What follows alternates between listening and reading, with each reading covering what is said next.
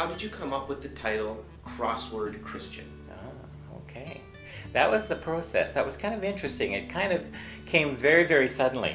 One day my wife was doing a crossword puzzle, and what hit me, first of all, was the word, crossword. And it hit me, we've got the cross and we've got the word. And that's our faith. We live according to the cross and we learn through the word. What I also found interesting once I started to delve into it a little bit more was that a crossword puzzle is very tricky. It can be hard. And you have to be very alert to clues. You have to try to figure out exactly what's going to fit with what in order to make a perfect crossword. There's challenges. You make mistakes. You scratch it out and you start over again. And eventually you get to a completed puzzle, a crossword. It can be completed or not completed. Sometimes you get fed up and you say, forget it, I'm going to go back to it tomorrow. And you know what? That's what our Christian faith is like. We are constantly trying to put the pieces of the puzzle together for our life and for those around us and live according to the Word. So I think the two of them, the analogy sort of fits together because both of them, when you're finished, you've got that feeling of completion, of joy. You know, they say that the New York Times, and I mentioned this in the book, the New York Times, they have their crosswords that start out on Monday, and they're very easy. And by Friday and Saturday, they've become the most difficult. And I think it occurred to me when I read that that's very much like our life. We start out simple and easy, but as we grow and experience the world around us, life changes and it gets a little more difficult. So very much like a crossword puzzle, we have to maybe look for different clues and find something to assist us in the process. Jim, who is this book for? That's a great question. I am hoping that the book will be for everybody who wants to go within themselves and discover who they are as a disciple of Christ. And if they're not a disciple of Christ, perhaps it would be something that would allow them to explore the possibility. I've got throughout the book, I've got 14 meditations in boxes that I'm hoping people will stop and read and meditate upon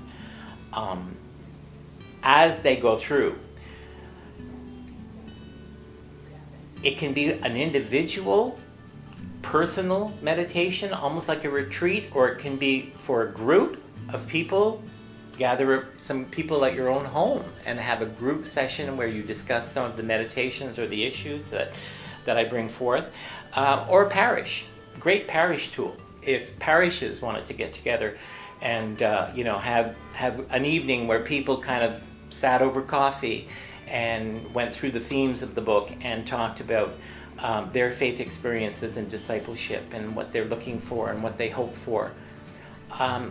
It's for many, many people. And I'm hoping it will be something that will assist people, support people in their faith life. What does discipleship mean to you?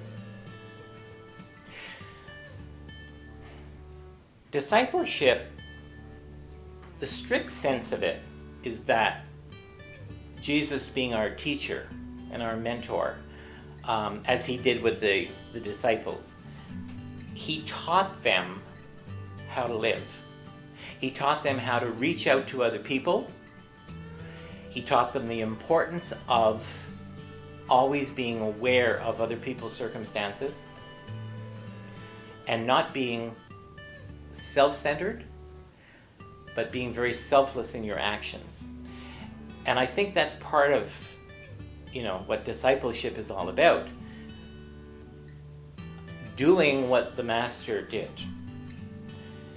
However, being a former teacher, I know that you can instruct and it doesn't always go exactly the way you want. And I think discipleship for most of us, myself included, is a life of like I said about the crossword puzzle, making mistakes, erasing it out, starting over again.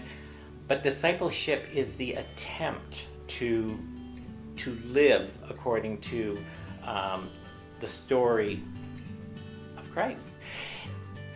I have a lot of stories in this book, stories that are personal stories that I put in, and I'm encouraging and hoping people will also look at their own personal stories and understand them and how they blend together with Christ's story. And it's not hard. Life is messy. Life is challenging. And sometimes we don't always, when things are going well, we forget the gratitude, but when things aren't going well, we kind of think, where's God in all of this? And we tend to move away. And I think what I want the book to bring out is that God is a God who does not abandon. It's us who moves away. God is always waiting for us, and we can always come back. So it's a book of hope. It's a book of hope. It's a book of understanding discipleship, looking at keys. I love props, and I brought my prop this morning, which is a big key and then a set of keys. And what I love about this, people laugh at me when I go around and I speak at various groups because I always have a prop with me, but they speak to me. And I think we all have locks in our life that we have to open up, and we have to find what's in there, what our personal